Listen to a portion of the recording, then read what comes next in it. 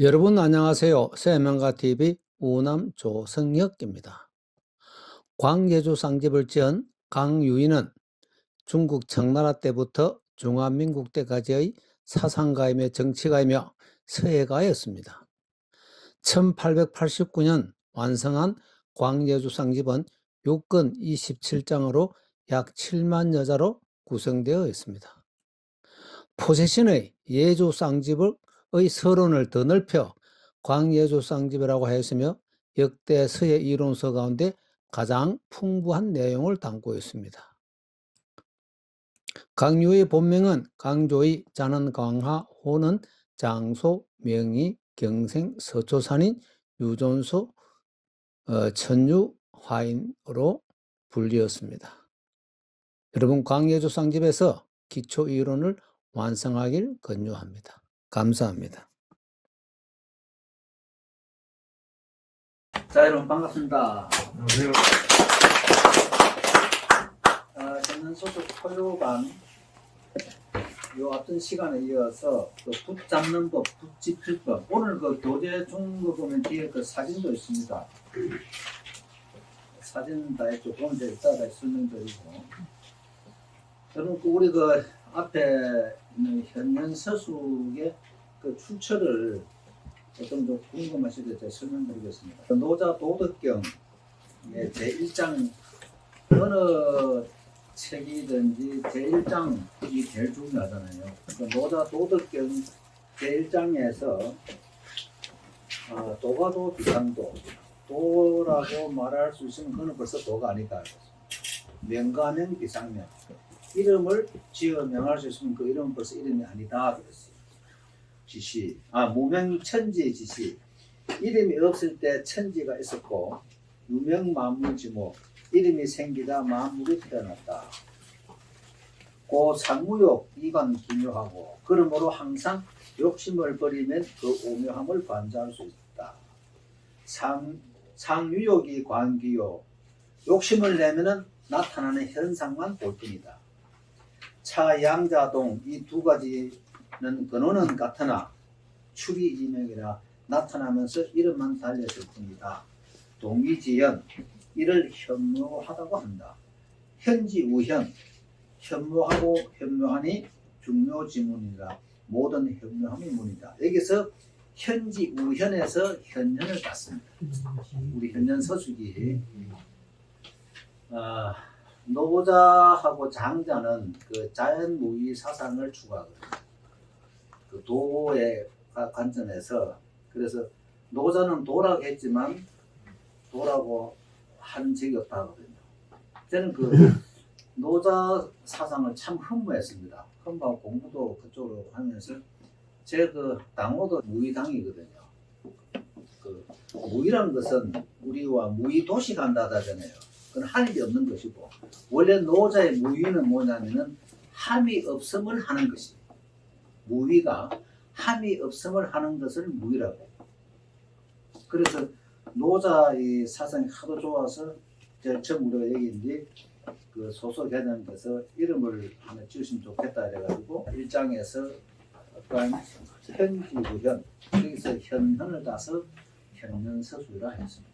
오늘 이제 교재 중에 그 지운 김정희 서화전에 붙이라는 이 서문인데, 지운 김정희라는 분은 제가 한때 공부한 지 30년이 됐습니다. 그래서 2015년도에 개인전을 할 때 그때 서문을 쓴 거예요.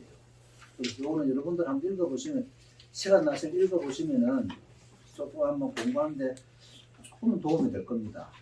이 서예가 뭐지? 여기 이제 그 추사 선생이 말씀하는 문자향 석공기를 앞에 이제 그걸 두고 이것에 서문을 한번 써가 봤습니다. 그래서 시간 나실 때 한번 읽어보세요. 그러면 아마 조금 재밌습니다. 그래서 그 제일 그 첫 줄만 한번 읽어보겠습니다.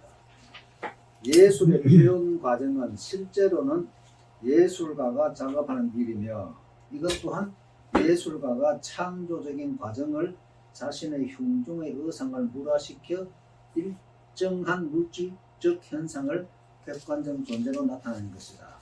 예술가는 흉중에 있는 의상에 대해 부단히 가공하여 그것을 물질적 존재로 완성하게 되는데 이것이 곧 창작 과정인 동시에 예술 작품으로 탄생되는 것이다. 예술의 행위자가 추함을 떠나 아름다운 작품만을 만들려는 의식이 있거나 자기성에 집착하여 흉종의 사상이나 사물의 형상을 표현한다면 예술의 세계에 나아갈 수 없는 것이다. 아름다움에도 추함에도 걸림이 없는 산미의 경지에서 그리낌 없이 무라한 작품을 진정한 서화예술 작품이라 할 수 있는 것이다. 자, 이게 여러분들 앞으로 이제 우리 예술가는요, 예술이란 것은 그러니까 그 자신의 내면 세계, 자신의 영혼을 발현시키는 것이거든요. 자신의 사상과 모든 것을. 그러니까 뭐 우리가 붙들고 여러 법초를 보면서 공부를 한 그것을 이제 무르게 돼요. 무르게 가지고 흉중 내 가슴 속에 담아두었다가 어느 날 붓을 통해서 내가 이제 그 뭐 지면에 토해내는 그것이 이제 예술이거든요. 그래 예술 작품은 예술하고 상품하고 차이가 뭐냐면 상품은 동일하잖아요. 예술은 동일함이 존재하지 않습니다. 그래서 제가 여러분 책 글 쓸 때 같이 그 똑같은 행동을 반복하지 말라는 게 예술이 된 것입니다. 상품이야 그냥 찍어내 뭐 우리 인쇄물도 찍어내면 끝이잖아요. 이거는 뭐 100개도 20개도 만들 수 있지만 예술은 하나로서 그 존재로 끝납니다. 그래서 정말 부단히 연습해서 그냥 붙들면은 그냥 종이로 그냥 척 써내는 것이 예술이에요. 어떻게 여기 얘기한 아름다움에도 추함에도 걸림이 없는 산매의 경지에서 이 산매라는 것은요 참 이게 여러분들도 이제 앞으로 공부하시면서 산매의 경지에 들어가야 됩니다. 산매의 경지에 들어가야 진정한 예술 작품을 만들어낼 수 있어요. 그냥 내가 요거 써야지 폼 잡고 요래 할까 저래 할까 이건 벌써 작품 만드는 거예요. 산매의 경지라는 것은 정말 이 아름다움, 추함도 모든 걸 떠난 상태거든요. 공의 상태, 공이라는 것이 빈 것이 아니에요. 우리 공사상 이런 것은 빈 게 아닙니다. 이 공사상이라는 것은 빈 거 아니에요. 찬 것도 아니고, 빈 것도 아니고. 그래서 우리가 뭐 이 허공이지만 이 우리가 숨 쉬는 공기 꽉 차 있잖아요. 이게 어떻게 허공이냐? 어떻게 빈 공간이냐? 우리 눈에 안 보인다 빈 공간일 거지. 아니면 꽉 차 있잖아요. 물질이 여기에 꽉 차 있잖아요. 그래 우리 숨을 쉬잖아요. 정말 공이라고 해서 아마 탈라라 가면 공이겠네요. 그건 아무것도 없으니까. 공기도 없지만 그렇지만 우리가 눈에 보이지 않는 뭐 또 딴 것도 있겠죠. 그래서 이제 앞으로 여러분들은 다음에 작품 한 점을 하기 위해서 지금은 그냥 단한 가공, 연마 이거 자꾸 하는 거예요. 그러다가 언제 내가 붙들고 그냥 그럼 쓸까? 그럼 축 써내는 거예요. 그것이 이제 예술 작품의 저거. 그리고 요거는 뒤에 뭐 틈나면 쭉 읽어보세요. 제가 그 다음 장에 보면 이제 붓지는 법이 나와 있거든요. 지금 우리가 붓지는 법을 지금 세 번째 하고 있습니다. 거기 넘겨보시면은 여기 이제 제가 좀 사진 찍은 겁니다. 이게 책에 한 거 아니고 제가 사진 찍어가지고 이렇게 한 거예요. 그리고 요거 갖고 있다가 요거 마지막 읽고 제가 다시 설명하겠습니다. 그러면 생각하여 보건대 엄지손가락과 집게손가락의 선단으로 필관을 미는 것이 아니면 총한다 이랬거든. 말할 수가 없고 약손가락으로 외척으로부터 필관을 안정시키는 것이 아니면 운전을 누른다고 말할 수는 있으나 그거 한다고는 말할 수 없기 때문이다. 그러나 나의 지필법이 고법과 우연히 일치한 것은 팔이 수평이라는 것은 물을 잔에 넣어서 그 위에 놓아도 엎어지지 않게 하고 엄지손가락을 필관에 대하여서 옆으로 건다는 것으로서 그렇게 된 것에 지나지 않는다. 자, 이게 무슨 말씀이냐면요.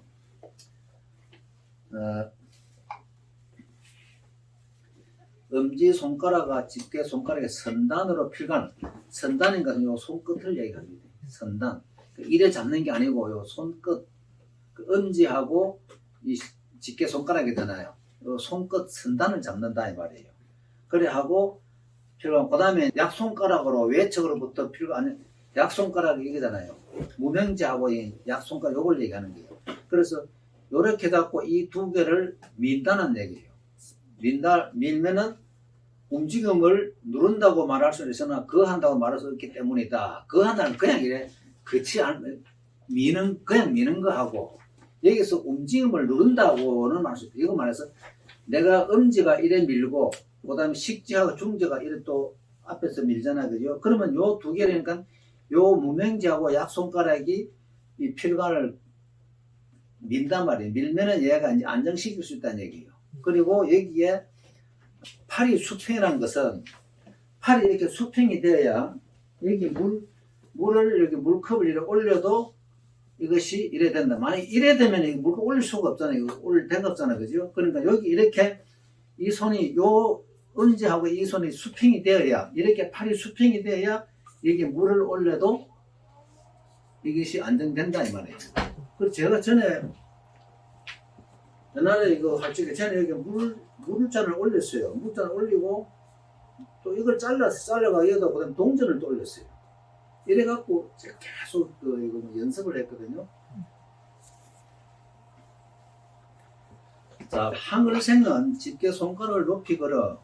그 이제 아주라는 급입니다. 그러 아주의 머리가 높이 붙고 있는 것과 같이 하지 안 된다고 말하고 있는 바 이와 같은 행위를 하고자 한다 생각하면 엄지손가락 옆으로 걸고 엄지손가락과 가운데 손가락으로 붓을 거부하듯이 하면 집게 손가락은 자연히 아주의 머리와 같이 행된다. 이 중국 사람들 얘기예요. 중국 사람들 손을 이렇게 많이 써요. 손을 이제 여기를 거의 저거잖아요. 머리처럼 노래한다고 아주 거의 머리처럼 하는데 왜냐면 중국 사람들은 우리처럼 큰 글씨 안 쓰잖아요. 그 사람도 무슨 필기복직이니까 요래 갖고 보통 많이 써요. 요 팔을 딱 대고 뭐 어떤 이래 될 수도 있지만 그 이제 요 손바닥 받치면 이게 안 올라가면 붓이 안 되잖아요. 이렇게는 안 되잖아요. 그것이 이제 중국 사람들 얘기예요.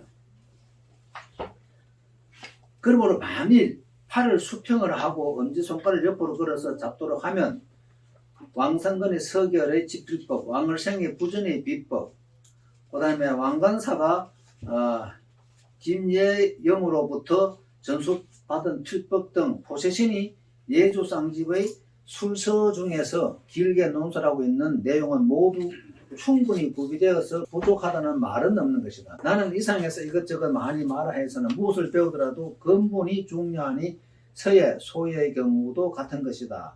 이제 이상에서 말한 것을 종합하여 말하면 다음과 같이 될 것이다. 자, 이제 쭉 앞에 얘기한 거예요. 팔을 수평을 하려면 수완이 아래로 향하지 않으면 안 되고, 제가 얘기했죠. 수완이라는 것은 우리 손목뼈예요. 자, 팔을 수평을 하려면 수완이 여기 수평하려면은 이 수완이 아래로 향한단 말이에요. 아래로 향하지 않으면 안 되고, 엄지 손가락을 필관에 대해 옆으로 걸려면은 손가락을 수평을 해서 필관 아래쪽을 잡도록 하지 않으면 안 된다. 엄지 손가락을 옆으로 걸어야 이게 수평이 된다는 얘기예요. 팔이 수완이 아래로 향하면, 즉 이 수완이 아래로 향하면 팔이 내측을 향한단 말이에요. 이렇게 이게 아니고 이렇게 된단 말이죠. 내측을 향하여 힘줄이 긴장한다. 여러분들 이래 잡는 거하고 이래 잡으면 팔이 긴장합니다. 여기 엄지손가락이 옆으로 되어 아래로 밀면 손바닥이 서고, 엄지손가락이 이래 밀면은 이 손바닥이 선단 말이에요. 이 손바닥이. 그래서 제가 항상 손바닥에 나를 보고 얘기 안 뜻하라고 그러잖아요. 그죠? 손바닥이 세워야 된단 말이죠.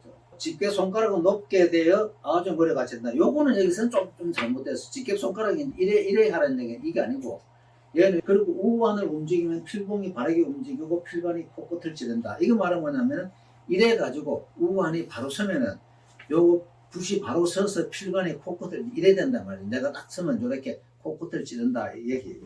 팔은 공중에 어떤 현안을 하고 있습니다. 현안이 이제 이게 팔이 매달리 현안이잖아, 그죠? 이게 이제 요거 딱 되면 제한법이라 했고 이거는 현안법이단 말이죠. 요래 되면 침한법이고 손받침 침한법이고 이러면 이제 팔을 때는 현안법이에요. 팔은 공중에 있던 현안으로 하고 있으므로 어깨나 등의 힘을 충분히 발휘시킬 수가 있다.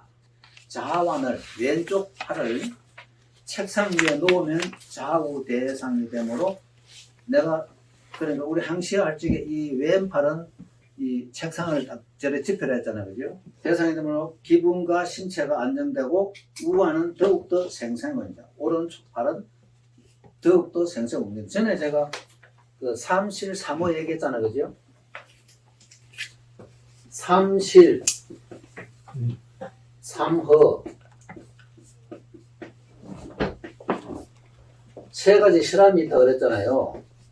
첫째 뭐라 그랬어요? 양조기를 했잖아요.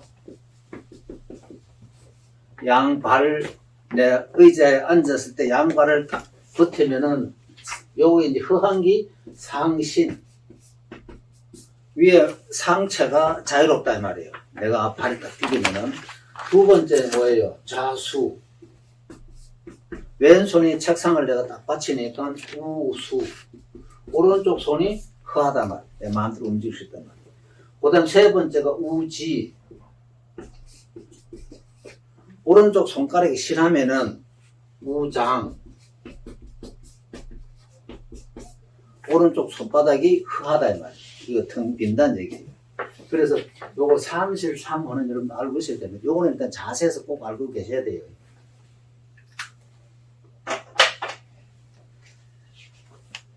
자, 이와 같이 우환이 자유롭게 움직이게 되면은 모든 방향의 붓이 충분히 움직임으로 문자를 쓸 때 자연히 힘차고 충실한 것이 되어 전서, 해서, 초서의 어느 경우에 있어서도 잘 쓰여지지 않는 일이 없게 된다. 그러나 예서는 옆으로 넓음으로 행약을 쓰는 것이 가장 어렵고 종약을 쓰는 것이 그다음으로 어렵다. 거기서 팔을 연다는 말은 이제 너무 여러 계시면 안 된단 말이죠. 팔을 쭉 열면은 행액의 필세가 잘 쓰여진다. 순서로 그러니까 순하게 써나가면은 필액은 충실한 올바른 행위에 되어 뛰어난 풍치와 힘찬 필세가 나온다. 여러분들 이렇게 자꾸 우리가 필세 하잖아요.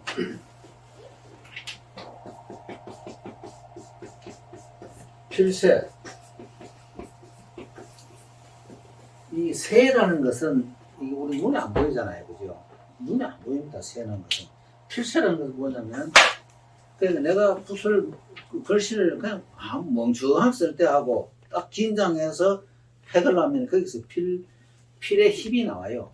그러니까 우리와 글씨 오늘 쓰면 저 핵은 죽었네, 저 핵은 살았네 막 이러잖아요. 저 핵은 힘차다, 저 핵은 힘이 없다 하는 게 거기 세를 얘기해요. 그러니까 내가 어느 긴장해서 붓을 쫙 쓰면은 거기에 붓에서 나오는 힘이 있는데 그냥 뭐 이렇게 실 거면은 그게 힘이 없어요. 그걸 필세라 그래요.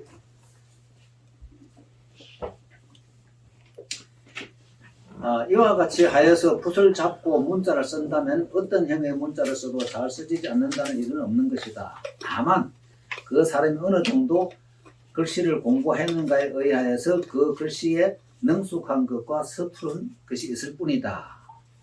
이사는 문자를 쓰는 방법이 매나 세매가 먹이를 잡을 때와 같이 힘차다고 전하여지고 체형은 필세가 활발하고 생기가 있다.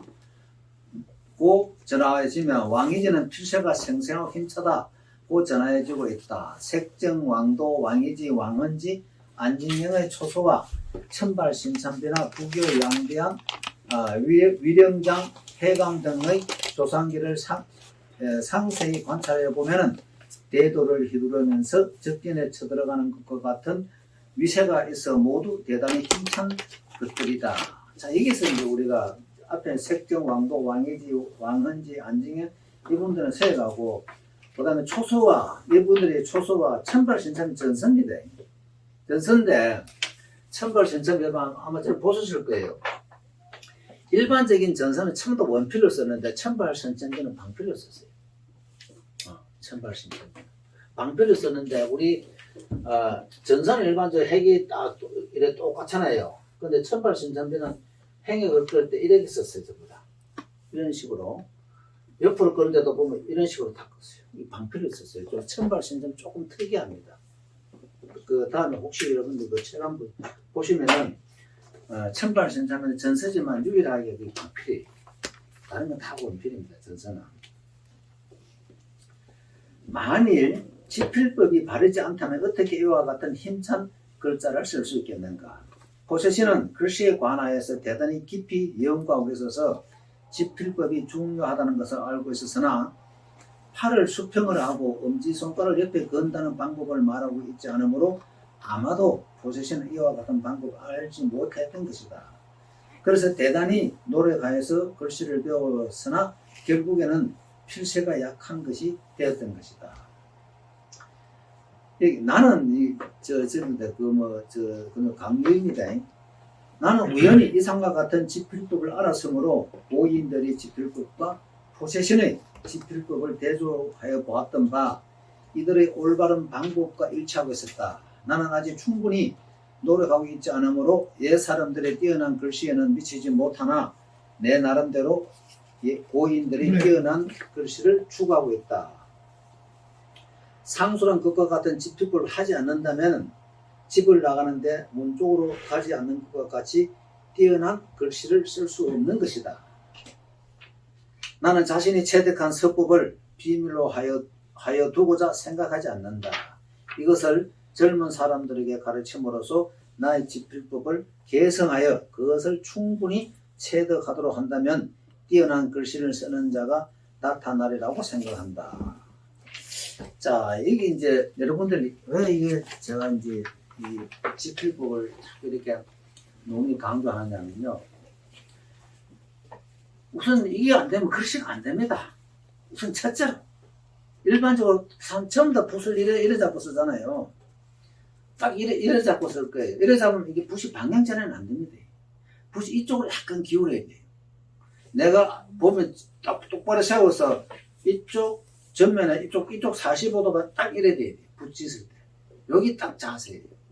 이러면 이 호가 이 팔면 어느 곳으로 가든지 방향전이 자유로워요. 자유로운데 이렇게 하면 한 면밖에 못 씁니다. 전부 다 사람들 다 하여튼 다 이래 쓰더라고. 이래가지고 그 한 면 갖고 신나게 쓰죠. 신나게 쓰는데 요 지필법을 여러분 꼭 익혀야 됩니다. 꼭 익히는 어떻게 익혔냐면은 제가 전에 그랬잖아요. 여기 있네요. 요 밑에가 많이 습니다. 돌라가라. 이거 하나 주머니 늘 넣고 다니세요. 늘 넣고 늘 이렇게 틈나면은 이렇게 자꾸 해보세요. 이렇게 딱 항시 손끝으로 이게 이제 한 두서너 달 하면은 몸에 배입니다. 그전에 몸에 안 배입니다. 붓만 들면 또 이상이 써져요. 이래 잡고 있는데 요거를 늘 주머니에 하나 넣고 다니면서 저는 처음에는 요걸 이만큼 잘랐어요. 안 돼갖고 붓도 있고 요걸 붓대를 만큼 하게 만들었어요. 만큼 만들어가지고 요래 맨날 주머니 넣고 다니면서 틈나면 이제 먹을 안 묻혀도 되니까 그냥 쓰고 이랬어요. 그래가 참 어디서 가면 제가 밥 먹을 때도 젓가락 이래 했다니까 이렇게. 그 집사람 웃더라고요. 저 사람 단단히 돌았다고. 요거를 정말 꼭 지켜야 됩니다. 이게 붙이는 법 안 되면요 아무것도 안 돼요. 아무것도 안 돼요. 그러니까 여기 보면 이제 그 지필법 1 있고 지필법 2가 있고 여기는 딱 손끝으로 되어 있잖아요. 이렇게 손끝 되어 있고 요거는 이제 용안이라 하거든요. 용의 눈. 요리면 이제 봉안. 요거는 봉안에 담배 중국 사람들이 이렇게 다 써요. 그리고 용안, 봉안. 그 다음에 작은 걸 쓸 때는 세필 쓸 때는 여기 당구법이잖아요. 요거 한손을 잡으면 당구법이고 세필 쓰는데 이래까지 뭐 쌍구법까지 잘 안 됩니다. 세필 쓸 때는 당구법을 쓰시고 그 다음에 이제 현안법 이렇게 이제 팔을 들고 그럼 이제 그 뒤에 보면 이제 제왕법은 요 발꿈치 받침이 손목 받침이 치만법 이런 거는 참고를 알아두시고 하여튼 요건 이제 우리가 이제 세 번 과정을 거쳐서 지필법에 대해서 이제 계속 공부를 했습니다. 그래서 이제 앞으로 이 시간 이후로는 붓을 뭐 어떻게 잡느냐 그런 좀 질문 없이 틈나는데 요거 이거 많습니다. 장소 많지만 늘 읽어가지고 어느 사람 의견은 이렇고 어느 사람 의견은 이렇다. 그렇지만 이제 궁극적으로는 현안법의 쌍구법, 현안쌍구법, 현안법은 팔 드는 거, 쌍구법은 요 손가락 두 개를 접는 거, 여러 걸로 늘 이렇게 됩니다. 그래서 항시 손바닥이 나를 보고 이 손바닥 벤 손바닥은 서고 손바닥 나를 보고 팔은 책선에서 떨어지고 팔꿈치는요 떨어지고 붙이면 안 됩니다. 떨어지고 이렇게 한 두세 달만 고생하면 됩니다. 그러면은 충분히 늘 이게 딱 되면은 언제 이게 정말 편합니다. 편하고 그다음 우리가 이제 그 부수의 방향 전환 같은 것도 자유롭고요. 정말 편합니다. 그 여러분 다면 그저 방향 전환이 안 되시는 분은 아마 아직도 부수 이쪽으로 약간 누고 있을 거예요. 이쪽 누면 방향 안 됩니다. 절대 안 돼요. 그래서 항시 이쪽 이렇게 왼손 같으면 이래 하면 또 잘 되죠. 왼손 같으면 이쪽으로 누우면 잘 되지만 오른손 잡기 때문에 오른손 쓸 때는 이렇게 딱 이쪽으로 누워야 돼요. 붓이. 그래야 밑에 붓 방향 전환이 마음대로 돼요. 그래서 일단 오늘 이제 붓 잡는 거에 대해서는 이제 강의 여기서 끝났습니다. 그래서 정말 이걸 좀 오래도록 해야 됩니다. 실천해야지. 근데 하루치는 안 됩니다. 몸에 우리 근육이 한 석 달 걸린다. 몸에 근육만 하는데 한 석 달은 요게 집중해야 됩니다. 그래 글 잘 쓰려고 하면 벌써 손이 내 마음대로 이상해져요. 그래 그것만 딱 버리고요. 잘 쓴다는 마음만 딱 버리시고 그냥 붙이는 데만. 저는 그 처음 공부하는 사람한테 이 손가락만 맨날 쳐다보라고 합니다. 요것만. 그다음 손바닥에 내보는지. 그래서 저는 이렇게 여기 자세입니다. 그래서 앞으로 이제 붓지는 뭐 붓을 어떻게 잡느냐 그걸 저한테 질문 안 했으면 좋겠습니다. 지금 3시간을 걸쳐서 강의했으니까 충분히 맞춰보시겠죠. 오늘 강의 이것으로 마치겠습니다. 감사합니다.